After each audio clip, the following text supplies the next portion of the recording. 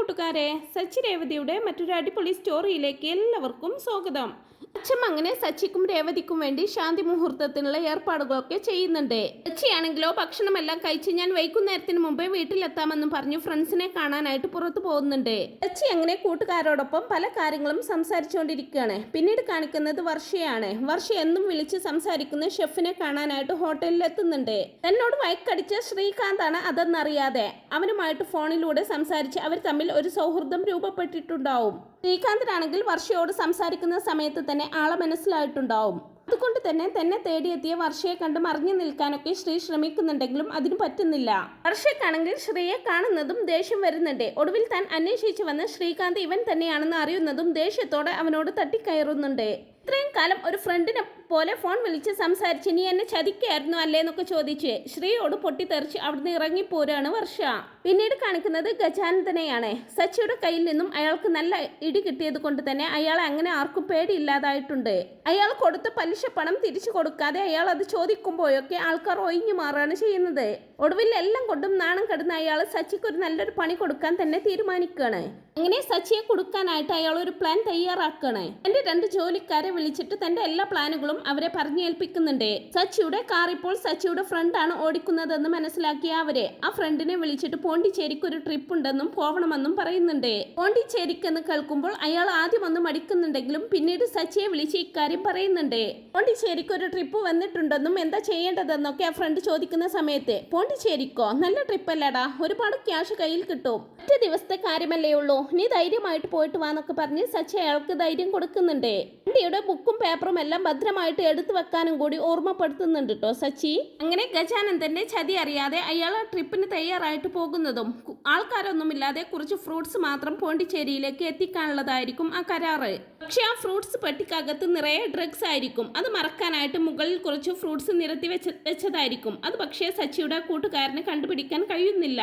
അയാൾ അങ്ങനെ അവരെ വിശ്വസിച്ച് ആ സാധനവുമായിട്ട് യാത്ര തുടരുന്നതും അവിടെ ഒളിച്ചു നിൽക്കുന്ന ഗജാനന്ദൻ ഉടനെ പോലീസിനെ വിളിച്ച് ഇക്കാര്യം പറയുന്നുണ്ട്. ഒരാൾ വണ്ടിയിൽ ഡ്രഗ്സ് കടത്തുന്നുണ്ടെന്നും പറഞ്ഞ് വണ്ടിയുടെ നമ്പർ അടക്കം അയാൾ പോലീസുകാർക്ക് ഒറ്റി കൊടുക്കുന്നുണ്ട്. പിന്നീട് കാണിക്കുന്നത് അച്ഛമ്മയുടെ വീട്ടിൽ ശാന്തി മുഹൂർത്തത്തിനുള്ള ഒരുക്കങ്ങളൊക്കെ നടക്കുകയാണ്. റൂമെല്ലാം അലങ്കരിക്കുന്നത് കണ്ട് നാണത്തോടെ ഇങ്ങനെ ഓരോ കാര്യങ്ങളും ഓർത്തെടുക്കുകയാണ് കേട്ടോ രേവതി. റൂമെല്ലാം ഒരുക്കുന്നതിനിടയിൽ സച്ചിയുടെ മുത്തശ്ശനെ കുറിച്ചുള്ള കാര്യങ്ങളെല്ലാം അച്ഛമ്മ രേവതിക്ക് പറഞ്ഞു കൊടുക്കുന്നുണ്ട്. അതിനിടയിൽ വീട്ടിൽ നിന്നും രേവതിയെ വിളിച്ച് സംസാരിക്കുന്നുണ്ട് അമ്മയും ദേവികയും. സച്ചിയാണെങ്കിലോ വൈകിട്ടാവുമ്പോഴേക്കും തിരിച്ചെത്താമെന്ന് അച്ഛമ്മയ്ക്ക് ഉറപ്പ് കൊടുത്തതൊന്നും ഓർക്കാതെ അവിടെ കൂട്ടുകാരുമായിട്ട് സംസാരിച്ചുകൊണ്ടേ ഇരിക്കുകയായിരിക്കും. സമയമായിട്ടും സച്ചിയെ കാണാത്തത് കൊണ്ട് തന്നെ അച്ഛമ്മ സച്ചിയെ ഫോണിൽ വിളിക്കുന്നുണ്ട്. നീ ഞാൻ പറഞ്ഞത് അനുസരിക്കില്ലെന്ന് ഉറപ്പിച്ചിരിക്കാണോ? നിന്നോട് വൈകുന്നേരത്തിന് മുമ്പേ വീട്ടിലെത്താൻ ഞാൻ പറഞ്ഞതല്ലേ എന്നൊക്കെ ചോദിക്കുന്ന സമയത്ത് ഇല്ല അച്ഛമ്മേ, ഞാനിതാ എത്തി എന്നൊക്കെ സച്ചി പറയുമ്പോൾ 5 മിനിറ്റിനകം നീ ഇവിടെ എത്തിയില്ലെങ്കിൽ ഞാൻ അങ്ങോട്ട് വരുമെന്നും പറഞ്ഞു ഫോൺ കട്ട് ചെയ്യുകയാണ് അച്ഛമ്മ. സച്ചി അങ്ങനെ കൂട്ടുകാരോട് യാത്ര പറഞ്ഞ് പോരാനൊരുങ്ങുന്നതും കൂട്ടുകാരെല്ലാവരും കൂടി സച്ചിയെ കളിയാക്കി കൊല്ലുന്നുണ്ട്. പിന്നീട് കാണിക്കുന്നത് സച്ചിയുടെ കാർ പോലീസ് പിടിക്കുന്നതാണ്. പോലീസുകാർ വണ്ടിയുടെ ബുക്കും പേപ്പറൊക്കെ നോക്കിയതിനു ശേഷം ഡിക്കി ഓപ്പൺ ചെയ്യാൻ പറയുന്നുണ്ട്. അതിൽ ചെക്ക് ചെയ്യുന്നതും ഡ്രഗ്സ് കണ്ടെടുക്കുന്നുണ്ട്. എനിക്കൊന്നും അറിയില്ലെന്നൊക്കെ അയാൾ പറയുന്നുണ്ടെങ്കിലും പോലീസുകാർ അതൊന്നും വിശ്വസിക്കാൻ കൂട്ടാക്കുന്നില്ല. പോലീസുകാർ വണ്ടി അങ്ങോട്ട് മാറ്റിയിടാൻ പറയുന്നതും എന്നെ വിശ്വസിച്ചാണ് സച്ചി എന്നെ ഈ വണ്ടി ഏൽപ്പിച്ചത്, ഇനി ഞാൻ അവനോട് എന്ത് പറയും ദൈവമേ എന്നൊക്കെ ചിന്തിച്ച് വണ്ടി അവിടെ നിർത്താതെ ഓടിച്ചു പോവുകയാണ് കേട്ടോ ചെയ്യുന്നത്.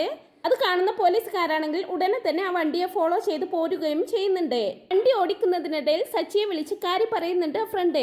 അയാൾ സച്ചിയോട് കാര്യം പറയുന്ന സമയത്ത് നീ എന്ത് പണിയാടാ കാണിച്ചത്, നീ എന്തിനാ അവിടുന്ന് വണ്ടി ഓടിച്ചു പോകുന്നത്, ഇപ്പോഴാണ് നീ വലിയ തെറ്റുകാരനായതെന്നൊക്കെ പറഞ്ഞ് സച്ചി അവനോട് വഴക്കടിക്കുന്നുണ്ട്. എന്നോട് ക്ഷമിക്കടാ, എന്റെ കാറാണെങ്കിൽ എനിക്ക് പ്രശ്നമില്ലായിരുന്നു, നിന്റെ കാറായത് കൊണ്ടാണ് ഞാൻ അവർക്ക് പിടികൊടുക്കാതെ ഓടിച്ചു പോകുന്നത് എന്നൊക്കെ പറയുമ്പോ എടാ അങ്ങനെ പിടിച്ചിരുന്നെങ്കിൽ നമുക്ക് അവിടുന്ന് ഫൈൻ അടിച്ച് രക്ഷപ്പെടാമായിരുന്നു, ഇതിപ്പോ നീ അവിടെ നിർത്താതെ ഓടിച്ചു പോകുന്നത് വലിയ പ്രശ്നമായിട്ടുണ്ടാകുമെന്നൊക്കെ പറഞ്ഞ് ടെൻഷൻ അടിക്കുകയാണ് സച്ചി. സച്ചി ഉടനെ തന്നെ വീട്ടിലേക്ക് കൊണ്ടുവിടുന്ന ഫ്രണ്ടിനോട് കാര്യം പറഞ്ഞ് നേരെ നാട്ടിലേക്ക് വണ്ടി പിടിക്കുകയാണ് ചെയ്യുന്നത്. എടാ അച്ഛമ്മ അവിടെ എല്ലാം ഏർപ്പാട് ചെയ്തതല്ലേ എന്നൊക്കെ ഫ്രണ്ട് പറയുന്നുണ്ടെങ്കിലും എനിക്കിപ്പോ അതാണോടോ മുഖ്യം, എനിക്ക് എന്റെ കാറാണ് വലുതെന്നും പറഞ്ഞുകൊണ്ട് സച്ചി നേരെ പോവാണ് കേട്ടോ ചെയ്യുന്നത്. അച്ഛമ്മയും രേവതിയുമാണെങ്കിൽ കാര്യമൊന്നും അറിയാതെ സന്തോഷത്തോടെ സച്ചി വരുന്നതും കാത്തിരിക്കുകയാണ്. സച്ചിയുടെ ഫ്രണ്ടിനെ ഫോളോ ചെയ്തു വന്നിരുന്ന പോലീസുകാരെ അല്പസമയത്തിനകം ആ കാർ കസ്റ്റഡിയിൽ എടുക്കുന്നുണ്ട്. സച്ചിയാണെങ്കിൽ തന്റെ കാറിന് എന്തെങ്കിലും പറ്റുമോ എന്നുള്ള ടെൻഷനോടെ രാത്രിക്ക് രാത്രി തന്നെ നാട്ടിലേക്ക് തിരിക്കുകയാണ്. എന്നാൽ അച്ഛമ്മ ഇതൊന്നും അറിയാതെ രേവതിയെ നല്ല സെറ്റ് സാരിയൊക്കെ ഉടുപ്പിച്ച് മുല്ലപ്പൂവൊക്കെ അണിയിച്ച് ഒരുക്കിയിട്ടുണ്ടാവും. ഒരുപാട് നേരം കഴിഞ്ഞിട്ടും സച്ചിയെ കാണാത്തത് കൊണ്ട് അച്ഛമ്മ അവന്റെ ഫോണിലേക്ക് വിളിച്ചു നോക്കുമ്പോൾ ബെല്ലുണ്ടെങ്കിലും ഫോൺ അറ്റൻഡ് ചെയ്യുന്നുണ്ടാവില്ല. ഫോൺ എടുക്കുന്നില്ലല്ലോ, അവൻ ഇവിടെ എത്താറായിട്ടുണ്ടാവും, അതായിരിക്കുമെന്നൊക്കെ പറഞ്ഞ് സ്വയം ആശ്വസിക്കുന്നുണ്ട് അച്ഛമ്മ. സമയം വീണ്ടും കഴിഞ്ഞു പോകുന്നതും സച്ചിക്ക് തന്നെ ഇഷ്ടമില്ലാത്തത് കൊണ്ട് സച്ചി ചടങ്ങിൽ നിന്ന് മാറി നിൽക്കുന്നതായിരിക്കും രേവതി വിചാരിക്കുക. അച്ഛമ്മ വീണ്ടും വീണ്ടും വിളിച്ചു നോക്കുന്നത് കണ്ട് രേവതിക്ക് ദേഷ്യം വരുന്നുണ്ട്. സച്ചിയേട്ടനെ വിശ്വസിച്ച് നമ്മളാണ് തെറ്റുകാരെ, എനിക്ക് ഇതൊന്നും ഒരു പുതുമയല്ല.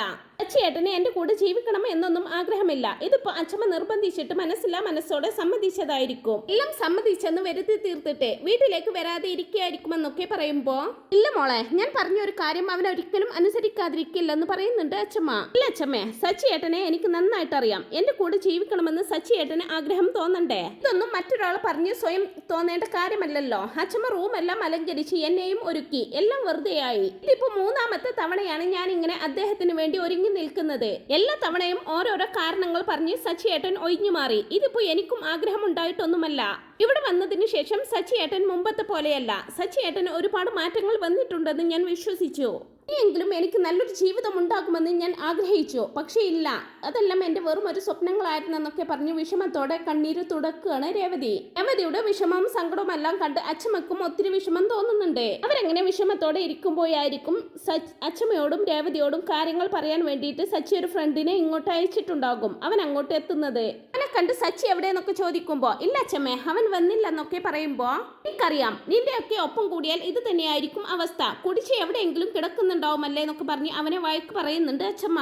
അല്ല അച്ഛമ്മേ, അവൻ വീട്ടിലേക്ക് പോയെന്നൊക്കെ പറയുമ്പോ, വീട്ടിലേക്കോ? എന്ത് ഈ സമയത്ത് വീട്ടിലേക്ക് പോയി? എന്തെങ്കിലും പ്രശ്നമുണ്ടോ എന്നൊക്കെ ചോദിക്കുന്നുണ്ട് അച്ഛമ്മ.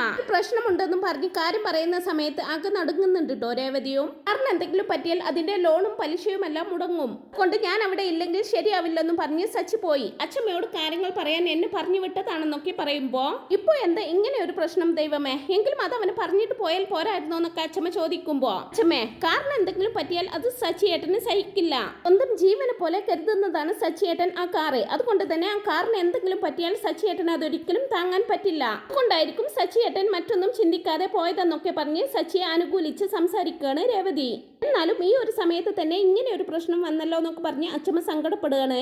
രേവതി ഒന്ന് ആലോചിച്ചതിന് ശേഷം, അച്ഛമ്മേ, ഞാനും വീട്ടിലേക്ക് പോവാണെന്നൊക്കെ പറയുമ്പോ, എന്താ മോളെ നീ പറയുന്നത്? ഈ രാത്രി തനിയെ നീ പോവാനോ എന്നൊക്കെ ചോദിക്കുമ്പോ, ഇല്ല അച്ഛമ്മേ, ഈ ഒരു പ്രശ്നം നടക്കുമ്പോൾ സച്ചിയേട്ടൻ അവിടെ ഒറ്റക്കായാൽ ശരിയാവില്ല. ഞാൻ സച്ചിയേട്ടന്റെ കൂടെ തന്നെ വേണം. പേടിക്കേണ്ട, ഞാൻ ഒറ്റയ്ക്ക് പോയിക്കൊള്ളാം എന്നൊക്കെ പറഞ്ഞ് സച്ചിയുടെ ഫ്രണ്ടിന്റെ കൂടെ ബസ് സ്റ്റാൻഡിലേക്ക് പോവാൻ ഒരുങ്ങുകയാണ് രേവതി. മോളെ, ഞാൻ രവീന്ദ്രനെ വിളിച്ച് പറഞ്ഞോളാമെന്നൊക്കെ അച്ഛമ്മ പറയുന്നുണ്ടെങ്കിലും ഇങ്ങനെ ഒരു പ്രശ്നത്തിൽ സച്ചിയെ ഒറ്റയ്ക്കാക്കാൻ രേവതിയുടെ മനസ്സ് സമ്മതിക്കുന്നില്ല കേട്ടോ. അച്ഛമ്മയെ പറഞ്ഞ് സമ്മതിപ്പിച്ച് ആ രാത്രിക്ക് രാത്രി തന്നെ രേവതിയും തിരിച്ച് നാട്ടിലേക്ക് വരികയാണ് ചെയ്യുന്നത്. അപ്പൊ ഇതിന്റെ ബാക്കി വിശേഷങ്ങളുമായിട്ട് ഉടനെ തന്നെ എത്താം. ഈ ഒരു റിവ്യൂ നിങ്ങൾക്ക് ഇഷ്ടപ്പെടുന്നുണ്ടെങ്കിൽ വീഡിയോ ഒന്ന് ലൈക്ക് ചെയ്യുക, ചാനൽ കൂടി ഒന്ന് സബ്സ്ക്രൈബ് ചെയ്ത് സപ്പോർട്ട് ചെയ്യുക. Thanks for watching my video.